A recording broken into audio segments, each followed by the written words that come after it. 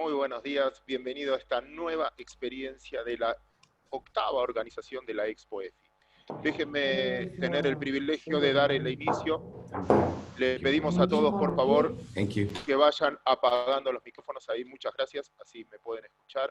Bueno, decía, esta es la octava organización de esta Expo EFI, el orgullo de ser parte de esta inauguración. Un gran agradecimiento sobre todo a los organizadores que no se dieron por vencido y acá nos encontramos todos de nuevo, como cada año, tratando de que sea el evento donde nos juntamos todos los inversores. Obviamente agradecerle muchísimo a los sponsors que bancaron esta manera con el compromiso de que nos vamos a ver de vuelta todos la cara a cara, como nos gusta a los mercados, face to face, y poder, en este caso, entender que es el libre juego de la oferta y la demanda. También agradecer a los periodistas que nos están siguiendo, a 11.500 inscriptos que tenemos. Déjenme decirles que hay 3.000 que estamos en esta sala. Los que no pueden acceder ahora, por favor, métanse y síganos en vivo en el canal de YouTube del propio Congreso de la Expo EFI. Ahí nos pueden estar viendo. Este evento va a durar toda la semana, de 10 de la mañana a 6 de la tarde, donde vamos a tratar de desarrollar todos los temas que nos incumben a todos los que participamos en la vida económica de un país, social y política también. Vamos a hablar de inversiones, vamos a hablar de lo que está pasando en el mundo, vamos a hablar de los instrumentos donde tenemos que invertir, de cómo protegernos impositivamente y legalmente en cada uno de ellos, en nuevas experiencias que también podemos escuchar en los formatos tradicionales, en este tipo de charlas que yo me voy a empezar a presentar ahora, y además en los workshops, en este caso de cada uno de los sponsors, etcétera, que tienen y creen que tienen algo para contarnos y decir. Bueno, ojalá que compartamos este espacio. Les recuerdo siempre lo mismo desde la Expo EFI, el conocimiento sirve, solo sirve si es compartido. Y el mercado va a crecer cuanto más partícipes haya y cuanto más transparente sea la información. El hecho de poder comunicarnos de esta manera, de mostrarles distintas opiniones, es aportar precisamente a la transparencia. Déjenme empezar en este mundo donde la pandemia no va a terminar un día, esto no termina el 20 de septiembre del 2020 ni el 6 de marzo del 2021. Esto va a pasar, y es el día que nosotros le vayamos perdiendo el miedo. Ni siquiera con la vacuna va a ser el día después, porque hay vacuna contra la gripe y les recuerdo que mueren 600.000 personas por año de vacuna, de gripe, perdón. El escenario va a ser que vayamos perdiendo el miedo, nos acostumbremos a convivir con este nuevo escenario, va a pasar, nos vamos a acostumbrar y en algún momento, sobre todo para los jóvenes, será una anécdota más. La historia, perdón por repetirlo ya más de una vez al que me escuchó, la historia no es lo que pasó, decía Vargas Llosa, sino lo que uno recuerda que pasó. Para mi generación esto va a ser difícil porque un año en mi edad es importante. Para una persona que tiene menos de 35 años, esto será solo una anécdota más y quizás distintas oportunidades para aprender y para cambiar la situación del presente. También hay cambios, y me gusta citar a otro gran economista, algunos se lo adjudican a Samuelson, otros a Keynes, quizás mis entrevistados ahora me ayuden, es que no hay peor dolor que el soportable.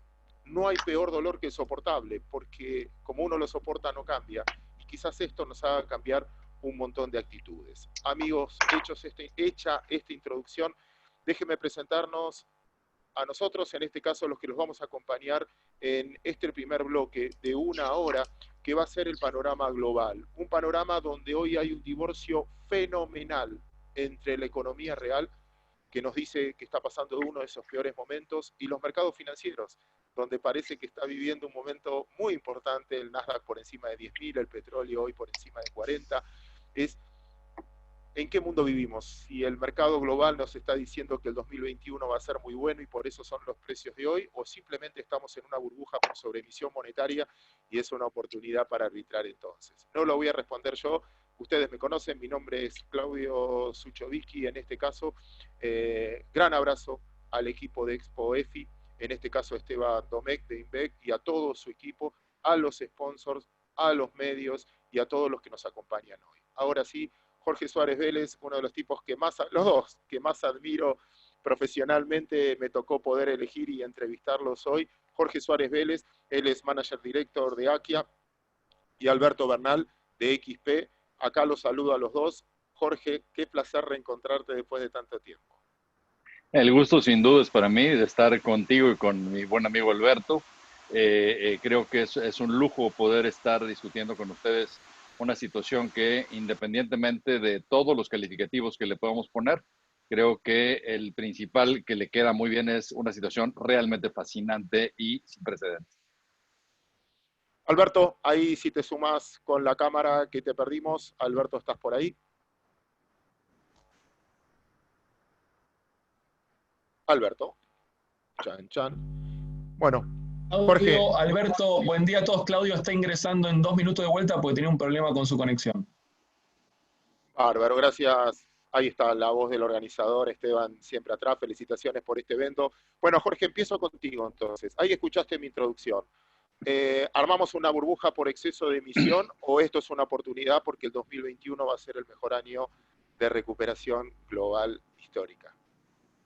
Yo no le llamaría en algún sentido una burbuja, Claudio. Creo que lo que es quizá lo más importante recordar es que esta pandemia ocurre encima de otra crisis. La crisis de 2008-2010 fue la peor crisis económica que hemos sufrido desde el desplome de 1929 y la Gran Depresión de los años 30. Seguíamos, digamos, viviendo la secuela de lo que los bancos centrales habían hecho para paliar la consecuencia de aquella crisis. Lo cual implicó, entre otras cosas, por ejemplo, un incremento muy fuerte en la liquidez que inyectaron los bancos centrales en sus respectivas economías. El Banco Central de Estados Unidos, obviamente la Reserva Federal, pero también el Banco de Inglaterra, el Banco de Japón, el Banco Central de China, el Banco Central Europeo. Es decir, todo mundo, habiendo aprendido lo que pasó en la crisis de 1929, se dieron cuenta que la única forma de más o menos paliar la paliza que había ocurrido con esta crisis de 2008, lo que se dieron cuenta es que lo más importante era evitar la deflación. Y para evitarla tienes que inundar de liquidez los mercados. En su momento, si tú recuerdas, o seguro recuerdas, todo el mundo decía, cuando hagan esto van a crear inflación, ¿no? Y la realidad es que ni siquiera han logrado, por ejemplo, países como Estados Unidos llegar a su meta de inflación de 2%, y Europa está con un riesgo fuertemente deflacionario a pesar del incremento en la base monetaria. Entonces, después de eso viene esta pandemia y lo que estamos viendo es que ahora los bancos centrales tienen que volver a hacer lo mismo, pero está lloviendo sobre mojado. O sea, aquí ya había una enorme cantidad de liquidez y hay quien estima que la liquidez total, por ejemplo, que podría inyectar el Banco Central de Estados Unidos en este año, podría superar los 7 millones de millones de dólares. Para poner en perspectiva qué tanto dinero es esto, recordemos que antes de la crisis de 2008, toda esa liquidez, ese balance sheet de la Reserva Federal, eran 870,000 millones. En el punto más alto de la inyección de liquidez después de 2008, se llegó a 4.8 millones de millones, y se multiplicó por 6. Ahora estamos hablando de 7 adicionales. Entonces, o sea, esto es un mundo de dinero, y lo que trataré de no extenderme mucho para que escuchemos también a mi amigo Alberto, pero yo creo que el gran tema que tenemos que entender es que esto implica cómo están funcionando las cosas diferentes. Es decir, lo que estamos viendo es cómo los gobiernos pueden, las tesorerías pueden inyectarle dinero a la economía, rescatar empresas, hacer una serie de cosas y emitir bonos que son comprados por el Banco Central. En el momento que se hace esa transacción, bajan las tasas de interés y le resulta gratis al gobierno haber hecho toda esa inyección porque el costo de su deuda se baja también. Esto, o sea, es una burbuja, no sé si es una burbuja o no. Lo que sí sé es que esto que estamos viendo hoy pueden seguirlo haciendo por algunos años. Y la realidad es que si tu alternativa es comprar bonos que den cero o comprar acciones que si tú combinas los dividendos con las recompras que están haciendo acciones las empresas, ese yield es arriba de 4%, pues resulta que las acciones no están caras. Y la otra forma que tendrías de hacerlo para que sean más analistas financieros es a qué tasa quieres descontar los flujos futuros de las empresas. Si los vas a descontar a una tasa cero, pues resulta que entonces el mercado no está necesariamente tan caro. Y lo último que digo es, y no olvidemos que en todo este proceso hay 5 empresas que están en el índice Standard Poor's que son más de alrededor de una cuarta parte de todo el índice. Y a todas esas empresas le está yendo bien hoy. Amazon, Apple, Microsoft, Google, o sea, Facebook.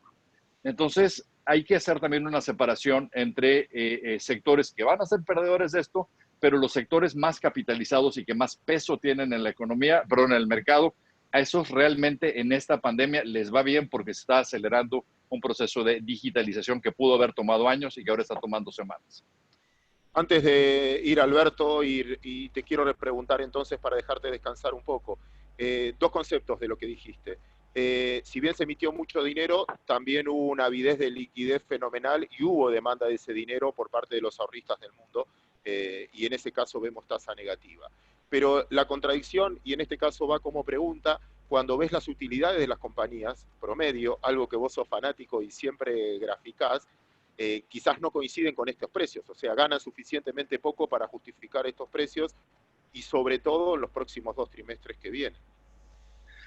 Sin duda, los próximos 2 trimestres creo que han sido totalmente descontados. Es más, yo creo que el mercado ni siquiera se está fijando del todo en 2021, sino más bien todo el mundo trata de adivinar cómo va a estar 2022.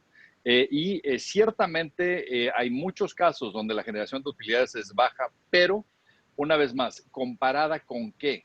O sea, si estas empresas te siguen dando dividendos, siguen teniendo capacidad de comprar acciones y tu alternativa es invertir en un bono que te paga cero o una tasa negativa, pues resulta que no es tan caro. O sea, yo creo que la pregunta de fondo aquí es, ¿qué puede hacer que este proceso que yo decía de gobiernos inyectando ayuda, emitiendo deuda, Banco Central compra la deuda, baja la tasa y todos quedaron felices, ¿qué puede hacer que eso cambie?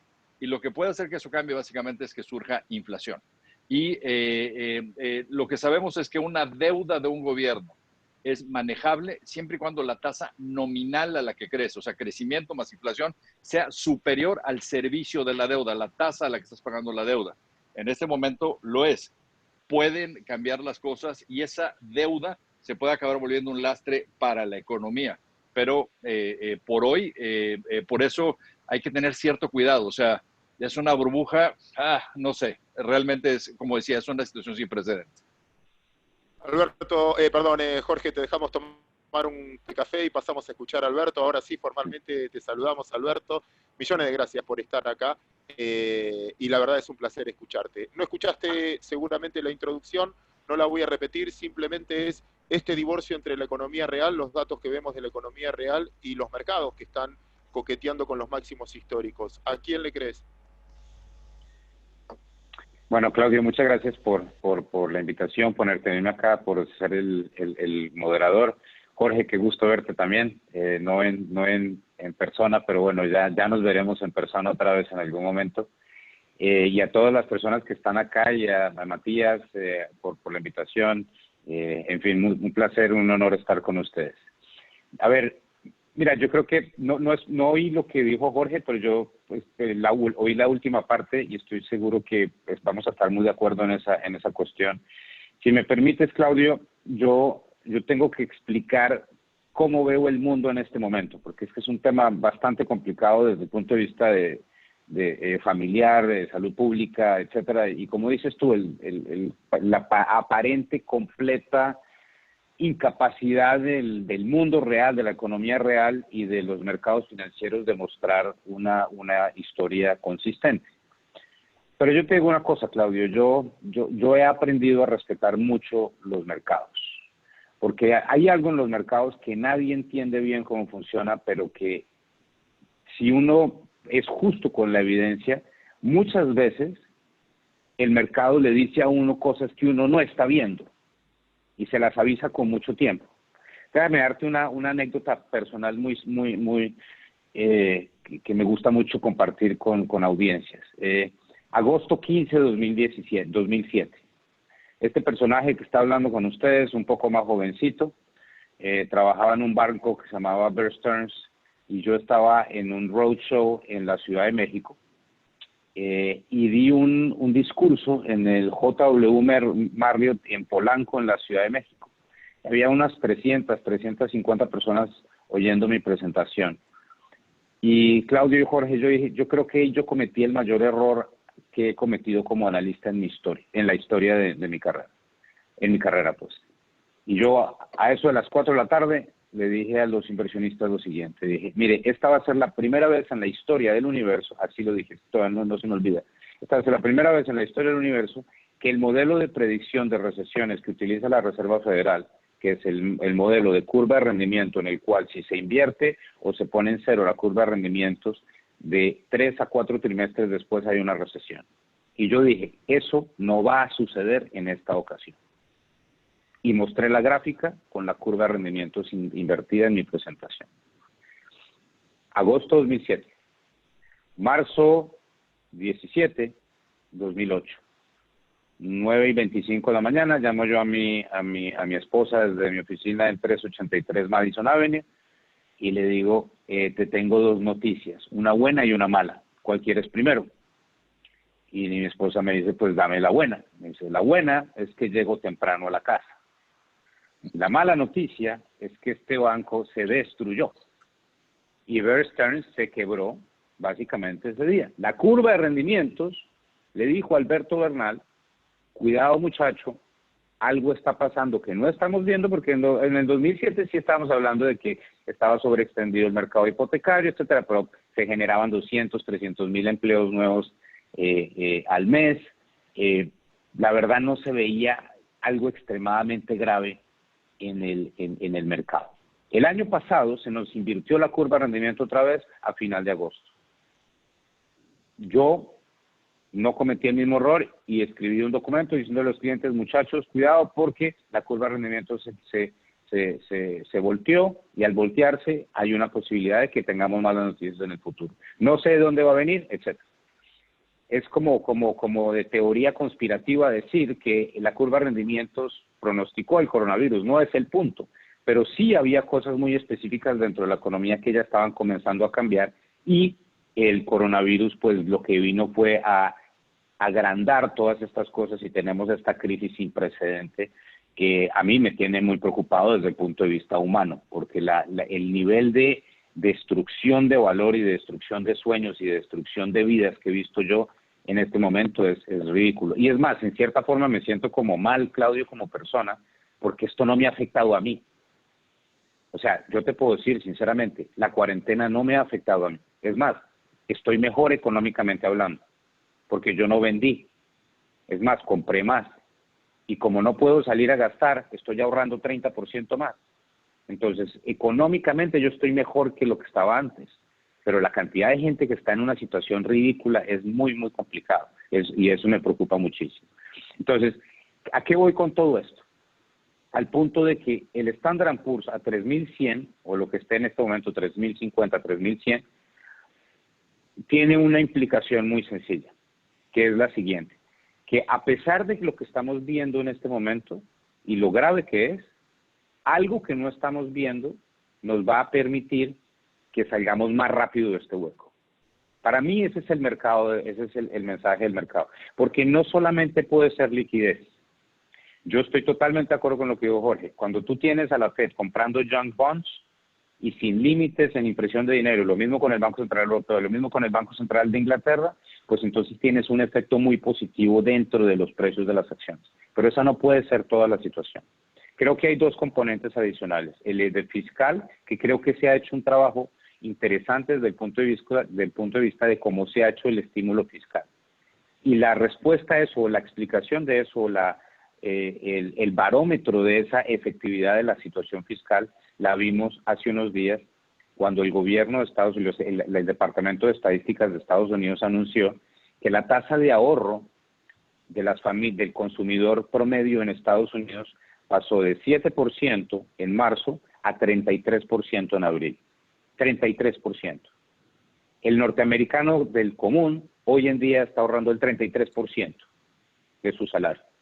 Esos datos no son tan exactos porque hay, obviamente como hay tanta inequidad, las personas de clase media alta ahorran más que las personas de clase media baja, pero bueno, no importa. Digamos que desde el punto de vista de la capacidad de consumo que hay en la economía de Estados Unidos, una vez se reabra todo, o sea, hoy Nueva York abre fase 2, entonces hay más restaurantes y la gente puede volver a comprar unos tenis en un almacén en Nueva York, etcétera. Yo te puedo asegurar, Claudio, que la gente va a ir, la mayoría de la gente va a ir a comprarse unos zapatos o va a ir a un restaurante a sentarse, a sentir otra vez el placer de estar en un restaurante. Y además, ¿por qué? Porque tiene el dinero para hacerlo. porque el Estado sí dio un soporte bastante importante fiscalmente hablando para que el consumo no se perdiera. Entonces ese es el segundo factor, ese nivel de ahorro tan importante que va a generar un crecimiento fuerte del consumo en los próximos trimestres, muy seguramente acelerándose en el 2021, Dios mediante tengamos una vacuna. Y por último, el dato quizás yo que creo que es más importante. Yo de epidemiología no tengo ni idea, Claudio, pero pues uno cuando está en este negocio tiene que aprender de todo porque es lo que hay. O sea, nos soltaron la pandemia, pues Bernal aprenda de epidemiología y de inmunidad rebaño y del RO y de la cosa y de la otra cosa, etcétera, etcétera. Entonces yo me la he pasado ahora leyendo documentos médicos y tratando de entender el pensamiento de lo que puede estar sucediendo. Y hay dos personas que han forjado mi pensamiento. El doctor David Katz de la Universidad de Yale y la doctora Gupta, que es la directora de epidemiología de la Universidad de Oxford. Ellos dos tienen un pensamiento muy similar en este sentido y no es un pensamiento catastrófico. ¿Qué dicen? Katz, sobre todo. Katz dice, muchachos, cuidado, porque estamos midiendo mal todos los números del coronavirus, porque tenemos el denominador mal. ¿Por qué? Porque no sabemos cuánta gente tiene el COVID. En Colombia, supuestamente hay 60,000 personas con COVID, Claudio. En Colombia no hay 60,000 personas con COVID. En Colombia hay 50 millones de personas. En Colombia hay mínimo 2 millones de personas con COVID. Lo que pasa es que la mayoría de la gente no lo sabe, porque lo que mostró el Bronx, las serologías de The Bronx, donde el 43% del borough del Bronx en la ciudad de Nueva York ya tuvo coronavirus, y para los que digan este señor Bernal de dónde diablos saca esos números, pues del gobernador Cuomo y de la oficina de salud de la ciudad de Nueva York. Hicieron las serologías, pues muy bien hechos, el 43% ya tuvo COVID. No quiere decir que 660,000 personas hubieran ido al hospital, porque 660,000 personas son el 43% del Bronx. ¿Qué pasó? Pues que la mayoría de esas personas tuvieron y ni se dieron cuenta. Porque lo que está mostrando de la evidencia es que este virus sí es muy fatal, es terrible, pero para una porción muy específica de la población. Entonces, el tema de la Universidad de Oxford y la Universidad de Yale es, cuidado, porque de golpe, si esto sigue así, lo que vamos a ver es que la gente se enferma, sale positiva, pero como mi colega, por ejemplo, mi colega Jorge Ovieta, que vive en Nueva York, le dio COVID, y Ovieta tiene 37 años, ¿qué le pasó? No le supo el café durante 2 días. Esos fueron los síntomas que tuvo él.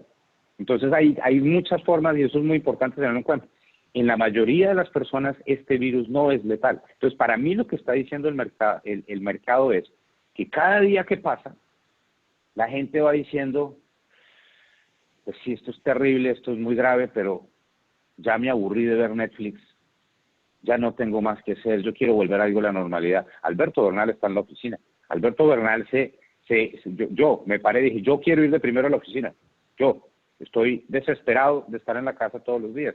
Y tenemos el 30% de la oficina acá. No podemos tener más porque va con las fases que nos han dado. Pero yo lo que siento y lo que estoy sintiendo es que cada vez cuando hay más información, la gente disminuye bastante su nivel de pánico y el mundo vuelve a la normalidad, a algo semblante a la normalidad.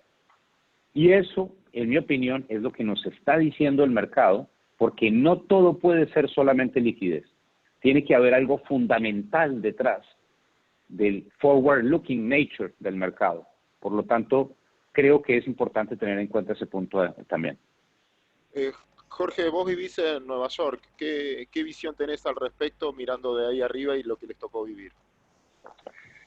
De hecho, para que se divierta quienes nos ven, deja generar un poco de controversia. Estoy un poco en desacuerdo con lo que dice Alberto. Yo sí creo que es mucho más grave lo que estamos viendo. Y yo sí creo que, de hecho, una ciudad como Nueva York pudo responder bien. O sea, si ves, aquí ha sido una campana casi perfecta, porque hubo una buena respuesta por parte sobre todo el gobernador de Nueva York. La gente entró en cuarentena, actuó bastante bien, digamos, saliendo con cubrebocas, todo cerró. O sea, había escenas en esta ciudad que eran así como de película de ciencia ficción, donde tenías Times Square vacío y cosas así que yo nunca en mi vida pensé que las iba a ver. Pero lo que es un hecho es que los casos que hay en el mundo en desarrollo son muchos más y la respuesta ha sido mucho más mala. Creo que países como Argentina han respondido razonablemente bien, pero algo que tenemos que reconocer es que países como Perú, por ejemplo, donde la reacción fue buena en términos sanitarios y buena en términos económicos. El otro día me invitaron a moderar un panel donde estaban el exsecretario de Finanzas de el ministro de Perú, de Chile, de Colombia y de México. Y cuando le pregunté a Alfredo Torné qué esperaba para la economía peruana este año, me dijo que esperaba una caída del 17%, a lo cual casi me fui de espaldas, ¿no? Y lo que me dice es que te imaginas la implicación de cómo puedes contener la pandemia en un país donde la gente va 200 veces al año al mercado, porque no tiene nevera, no tiene refrigerador en la casa, entonces no puede guardar perecederos. ¿Y cómo haces para estimular la economía de un país que es 75% ocurre en la informalidad?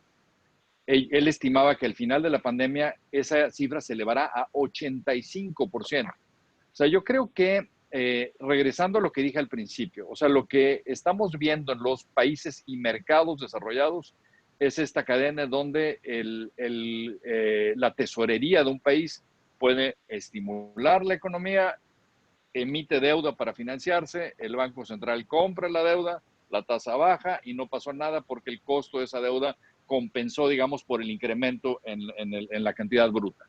Eso no lo puede hacer Argentina, eso no lo puede hacer México, eso no lo puede hacer Colombia, no lo puede hacer Perú. Hay una diferencia abismal entre cómo le va a pegar esto a los países más desarrollados y a los que no lo son. Y yo creo que esa es una fuente muy importante de preocupación que debe de levantar muchas señales de alerta porque tiene que haber un esfuerzo mucho más concertado para hacerle frente a esto. Yo creo que el otro tema que no estamos viendo del todo es la enorme caída que seguirá viendo en la demanda. Les pongo un ejemplo. La persona que me corta el pelo aquí en Nueva York, que es un buen amigo, como ven, hace mucho tiempo que no voy por un corte de pelo porque estaba cerrado. El pobre tipo está verdaderamente no en las últimas, ¿no? Le dieron un préstamo de la ciudad, etcétera, pero total, está realmente muy mal. El gran problema que él va a tener es que hoy reabre su peluquería porque hoy oficialmente Nueva York entró en la fase 2. El problema que va a tener es que la gente no va a ir a cortarse el pelo. El problema va a estar en que a él le estaba yendo mucho mejor con la ayuda que tenía que con lo que le va a dar el mercado, porque la gente no está saliendo, porque la gente, los que tienen casa fuera de Nueva York, están en esa casa. Aerolíneas. Las aerolíneas en Estados Unidos no pueden despedir gente porque recibieron ayuda federal y esa restricción se acaba el 1 de octubre. El 1 de octubre va a ocurrir una masacre. Van a tener que recortar una parte muy importante de su planta laboral. Es decir, yo creo que probablemente lo que más estamos subestimando todavía es cuánto va a durar esto y cuánto de los impactos que tiene esto van a ser impactos permanentes. Y yo creo que eso es uno de los grandes retos para entender lo que está pasando. O sea, hay ciertas cosas que serán un impacto temporal y otras son permanentes, y hay cosas que son problemas nuevos que surgen. Por ejemplo, nadie hubiera esperado este golpe a las aerolíneas, ¿no? Pero hay otros impactos que ya venían. Una vez más, regresando a Nueva York, yo hacía un juego con mi hija donde íbamos mucho al Lincoln Center. Cuando cruzábamos, yo iba en la calle 90 entre Park y Lex, y lo que medíamos es entre la calle 60 y la 90 cuántos locales comerciales vacíos había. Y lo empezamos a hacer cuando la crisis de 2008, porque pues, veías tiendas cerrar y cerrar y cerrar. El año pasado, antes de la pandemia, por primera vez, vimos más locales comerciales vacíos que en el peor punto de la crisis pasada. Y eso, a pesar de que la economía de Estados Unidos llevaba 11 años ininterrumpidos de expansión. ¿Qué pasa? Pues que están sufriendo los comercios de la amazonización del comercio, lo cual hace que este tipo de comercio tradicional le estaba yendo muy mal. En un año vimos el cierre de 3 tiendas departamentales, que es los que han venido a Nueva York, las conocen, ¿no? Lord & Taylor, Henry Bendel y Barney's, tiendas que tenían más de 100 años de existir. Las 3 reventaron en un año antes de la pandemia. Imagínense lo que pasa después y imagínense el impacto que eso va a tener en, por ejemplo, el mercado inmobiliario comercial, donde se les van a acabar las rentas, no van a tener cómo pagar prediales, el impacto fiscal que va a tener esto en ciudades y poblaciones que han perdido capacidad industrial y que hoy dependen del cobro de sus prediales. Me explico, o sea, yo creo que ahí vienen todavía muchas secuelas que particularmente en lo que ya tenía una razón secular para estar cayendo, pues se van a acelerar en forma preocupante. Pero repito también, hay sectores ganadores, o sea, los sectores ganadores, sobre todo los que tienen que ver con digitalización, están viendo cómo, por ejemplo, soluciones de la nube. Bueno, o sea, lo que pensaron iba a ocurrir en los próximos 5 años, ocurrió en 5 semanas en términos de demanda. Y hay empresas que han salido muy beneficiadas con esto y tienen un fuerte impacto en los índices. Pero lo que yo creo, entonces, que viene es una diferencia mucho más grande entre ganadores y perdedores. Va a haber muchos menos ganadores y muchos perdedores. Y yo creo que vamos a ver consolidación en esos sectores, va a haber mucha actividad de fusiones y adquisiciones, pero particularmente yo creo que el impacto en desempleo, la Reserva Federal lo acaba de decir, esperan que el desempleo siga arriba de 5,5% hasta finales de 2022. Estábamos en 3,8 antes de esto. Entonces, me explico, o sea, yo creo que esto va para muy largo. Lo más preocupante es la diferencia entre ganadores y perdedores a nivel de empresas, pero también a nivel de países. O sea, los países que tienen acceso a mercados de crédito, que pueden estar haciendo esta cadenita que les explicaba al principio, más o menos pueden librarla. Por eso algo que mucha gente se pregunta es, ¿esto va a ser una V o no? Yo creo que podríamos ver una caída fuerte, lo que dice la Reserva Federal, 6,5% de caída este año, pero con una recuperación de 5 el año que entra, pero como dicen, con una forma de raíz cuadrada, ¿no? Caída, recuperación y luego la economía más bien flat. Y yo creo que apenas estamos empezando a entender dónde están todos los impactos de la parte sanitaria y también de la económica. Gracias, Jorge. Alberto, te doy derecho a réplica y trabajando en una empresa, creo que la más grande, global, latinoamericana hoy, sumale el pantallazo de lo que decía Jorge de esta desigualdad en nuestros países y que ves las inversiones en nuestros países. Claro que sí. Mira, es totalmente cierto lo que dice Jorge desde el punto de vista de que aquí hay que hacer una diferenciación muy importante entre país desarrollado y país en desarrollo. Y en ese sentido, mira, yo nunca pensé que fuera a decir esto, pero en cierta forma tengo que decirlo porque yo me considero un analista muy honesto. Y es que yo pienso que todo lo que dice, o el 98% de las cosas que dice el presidente López Obrador están erradas, totalmente erradas. Su visión yo del mundo es 99, totalmente errada. Perdón. Exacto. Pero hay una cosa en la que tiene toda la razón y la tuvo desde el principio. Porque él lo dijo en cierta forma, dijo, nosotros no podemos hacer lo que están haciendo en Estados Unidos ni en Europa, porque no podemos. Y en Colombia tampoco, y en Argentina tampoco, y en Brasil tampoco. Jorge dio el dato específico. En Perú, el 65-70% de la gente trabaja en la informalidad. No hay neveras. Entonces, a mí me parece hermoso porque yo a veces tengo problemas, bueno, no me parece hermoso, me parece en cierta forma desgastante, que en el círculo de uno, al principio de toda esta pandemia, todo el mundo era dichoso poniendo sus fotos en Instagram del quédate en casa y todos los chistes de quédate en casa, y día 45 de la pandemia, y jugando con unos muñequitos y cosas así, que la verdad pues es lo interesante, divertido. Pero yo en el mismo sentido decía, o sea, Claudio, yo tengo 2 neveras en mi casa, las 2 están totalmente repletas. Pero la gente que tiene que salir todos los días a chambear para ganarse el sustento y poderle dar la comida a sus niños, ¿con qué autoridad moral le dice a uno no salgas? Si no sales, te mueres de hambre, se mueren de hambre tus hijos. Si sales, te da COVID. Bueno, pues entonces me la juego, porque el COVID de golpe no me mata, el hambre me mata seguro, o mata a mis niños seguro. Ese punto es un punto que nosotros los latinoamericanos no hemos querido entender porque nosotros vivimos, la mayoría de los que opinamos de esto, vivimos en una realidad social totalmente diferente al resto de las personas. Entonces, cuando yo veo a mis primos, a mis tíos, a mis hermanos, a mis amigos, diciendo que esta manada de irresponsables saliendo a la calle, dice, hombre, es que no tienen la nevera llena, no la tienen. Entonces, ¿cuál es la solución de esto? Pues la verdad no hay. Claudio, no hay ninguna solución. Esta situación que nos dio la vida es una situación muy difícil, pero ni Colombia, ni Perú, ni Argentina, ni Brasil, ni siquiera Chile tienen la capacidad de hacer lo que tiene Estados Unidos o Alemania o Noruega o Finlandia para con sus poblaciones. Entonces acá los latinoamericanos vamos a tener que entender una cosa. O salimos a trabajar, o salimos a trabajar. ¿Qué quiere decir?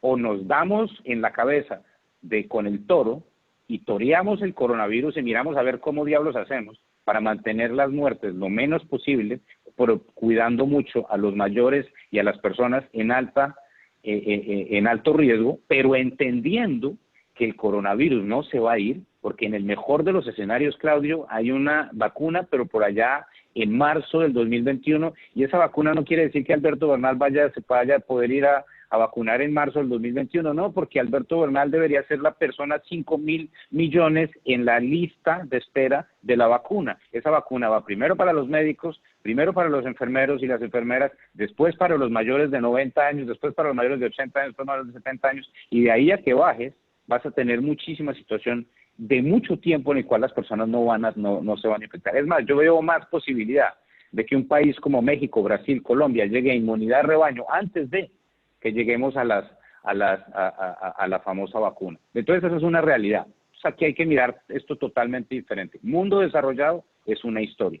porque se puede hacer. Mundo en desarrollo, no hay opción. O salimos a trabajar, o salimos a trabajar, porque Perú no puede caer 15% 2 años seguidos. Se quema todo. Colombia no puede caer, Colombia va a caer 6, 7% este año. Brasil va a caer 10%. La pobreza en Colombia, Claudio, ayer anunciaron, la pobreza en Colombia va a subir de 29% a 59% de la población en 6 meses. 30% más de la gente en Colombia es pobre dentro de 2 o 3 meses por culpa del confinamiento. Entonces, el costo-beneficio de estas medidas es una cosa brutal. Realmente, hay que decirlo, es muy importante. Pero bueno, para terminar rápido, porque no me quiero... Es totalmente cierto. No hay mucha capacidad desde el punto de vista de responder con demanda en los países emergentes que sí tenemos en los países desarrollados. En cuanto a la recuperación, yo veo una V y creo que también va a ser una V. El 2021 va a ser un gran año por simple recuperación y creo que el año más importante de todos es 2022, que ahí es donde se juega todo lo que dice Jorge. Chicos, me quedan 6 minutos y ahí estuve leyendo, ustedes también pueden leer, primero el agradecimiento a toda la gente, muchas preguntas, pero bueno, siendo este un panel en Argentina, obviamente les quiero preguntar sobre la Argentina a los dos, qué están viendo de afuera, qué esperan de nosotros, y si invertirían algo en Argentina o huirían con lo poco que tienen. Dejo que Alberto empiece. Mira, Claudio, lo que yo oigo de todas las conversaciones, yo no estoy metido en las conversaciones porque no soy bonista, pero tú sabes que sigo la historia muy cerca. La diferencia entre lo que quiere el Wall Street y los inversionistas y la diferencia entre lo que ofrece el gobierno de Argentina en un proceso si tú haces el ejercicio más o menos de 10 años, la diferencia en valor presente neto que hay entre lo que quiere Wall Street y lo que da el gobierno es 0.1% del PIB. Si tú dejas destruir la posibilidad de arreglar con los bonistas en el mercado más líquido de la historia, con la mejor intención de los inversionistas de ayudar, dándote una disminución valor presente neto de 45%, 47%, 43%, en el valor de tu deuda, con la posibilidad de utilizar un exit yield del 10% y con la probabilidad de que se mantengan los niveles de liquidez al nivel actual y que te ayude a que todas las provincias y todos los corporativos por lo menos puedan refinanciar, si tú dejas caer esa oportunidad, Claudio, eso no tiene perdón de Dios. ¿Cuál es la diferencia entre ofrecer 50% valor presente neto o 55% valor presente neto, 57% del valor presente neto en el contexto del universo que estamos viviendo en este momento? Los inversionistas están dispuestos a darle a la Argentina una tasa cupón promedio menor que la de Chile. Por Dios, están dispuestos a eso porque quieren colaborar. Si tú te pones con una terquedad extrema de llevar la historia que no es, que necesitas la mitad de Chile, en algún momento la gente dice, ¿sabes qué? Yo me paro ya nomás y me la juego porque la verdad, el costo de oportunidad mío de que igual no me vayas a pagar en 3 años, yo me la juego, no me importa, pero no más. Entonces yo sí quiero creer que no puede ser, no van a cometer el error las autoridades de no arreglar esto en este momento. Si tú arreglas, tienes un muy buen año en Argentina en el 2021. Ojalá que se tome esa decisión. Alberto, ya voy a vos, Jorge, solo para terminar tu parte y agradecerte. Vamos a suponer que Argentina arregla. ¿Ahí ustedes toman decisión de compra o mantienen lo que ya están comprados? O sea, ¿viene flujo nuevo o a lo sumo no se van?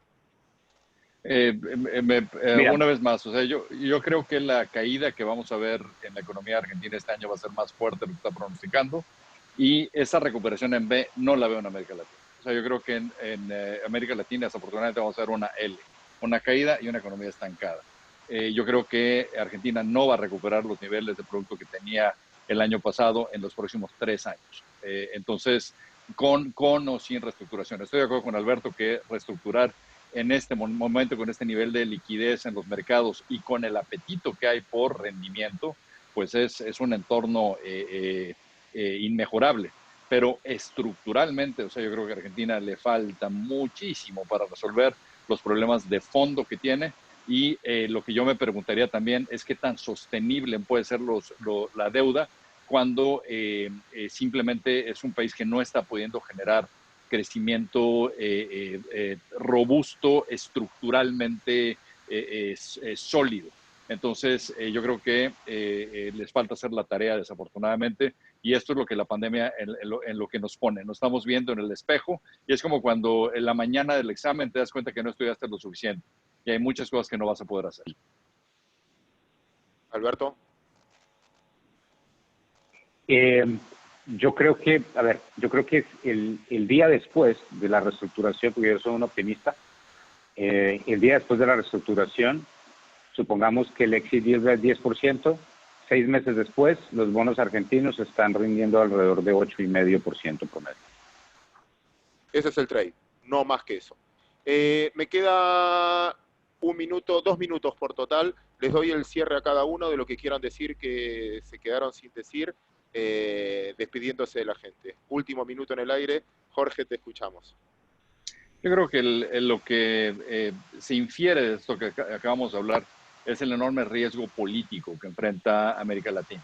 O sea, yo creo que el gran problema es el resurgimiento de populismos, de soluciones malas, de simplismo. Nos tenemos que poner las pilas en América Latina y darnos cuenta de que no hay forma de salir adelante si no invertimos mucho más en educación, si no nos damos cuenta que esta es una economía del conocimiento, si no tenemos gobiernos que sean mucho más responsables en la creación de infraestructura real que tenga capacidad de ser multiplicada por inversión privada, si no damos las condiciones que estimulen a la inversión privada, que es la única forma de crecer, generar riqueza, generar empleos. Tenemos que hacer la tarea tarde o temprano. Ahora está resultando tarde, pero si no lo hacemos, estamos condenados a simplemente seguir teniendo gobiernos como lo que está pasando en México, no un gobierno paupérrimo en una situación muy grave. Entonces, yo creo que tenemos que aprender de estas lecciones. Muchísimas gracias, Jorge. Déjame decirte que te escucharon 2.300 personas en vivo por esta plataforma y en el canal de YouTube no te sé decir, pero seguramente muchas más. Muchas gracias por tu participación. Nos quedamos escuchando, Alberto, en tu cierre final. Pues Claudio, un placer haber estado contigo y con Jorge. Como siempre, un placer discutir y hablar de economía con todos. Muchas gracias a toda la audiencia por participar. Yo soy un optimista. Yo quiero pensar que el día después de que salgamos de esta pandemia, que eventualmente vamos a salir, a ver, el mundo salió de la pandemia en 1520, 1620, 1720, 1820, 1920, vamos a salir de la 2020 en algún momento y será un recuerdo, mal recuerdo en algún momento, pero bueno, siento que, y aquí es una cosa que me tiene a mí pensando mucho, hay días que me despierto pensando una cosa, hay días que me despierto pensando la cuestión diferente. Todos han visto la cantidad de protestas que han ocurrido en Estados Unidos por la cuestión racial, pero hay que decir que esta cuestión racial no hubiera sucedido, no estaría pasando lo que está pasando en Seattle en este momento si no tuviéramos la pandemia. Para los que no saben, hay una mafia que se tomó la mitad de como 8 cuadras en Seattle y no dejan entrar ni a la policía. Esto es un tema que yo jamás pensé que fuéramos a ver en Estados Unidos, pero bueno, lo estamos viendo. Quiero pensar, sin embargo, que el nivel de protesta social que vamos a ver en Latinoamérica en los próximos meses va a ser menor al nivel de protesta social que estamos viendo en el mundo desarrollado. ¿Por qué? Porque en el mundo desarrollado nadie dejó de comer. Y en Latinoamérica la gente no está pudiendo comer. Y si volvemos a tener algo de semblanza, de normalidad, yo quiero pensar que mi gente no va a decidir ir a incendiar bancos y tomarse la ciudad, sino más bien ir a tener la posibilidad de trabajar otra vez. Entonces yo quiero pensar que lo que nos trae la pandemia es una situación de mayor entendimiento por parte de la gente de lo importante que es tener una economía que funcione. Porque el 30% de gente que va a pasar otra vez a ser pobre en Colombia era clase media. Y yo quiero pensar que esas personas van a querer volver a ser por lo menos clase media baja. Por lo tanto, quiero pensar que van a tener la visión diferente de que más bien vamos a trabajar y vamos a ver cómo diablos salimos de este hueco para no volver a tener una situación tan imposible desde el punto de vista social. Amigos, muchísimas gracias ahora sí a ambos, espero reencontrarlos pronto, gracias por su contenido, gracias por compartir su conocimiento con nosotros. Nosotros acá hacemos, al contrario, un placer, un corte a las 11. Bueno, vamos a ver si las criptomonedas son una variable de inversión después de lo que escuchamos de estos dos grandes referentes de la casa, ya diríamos, ¿no?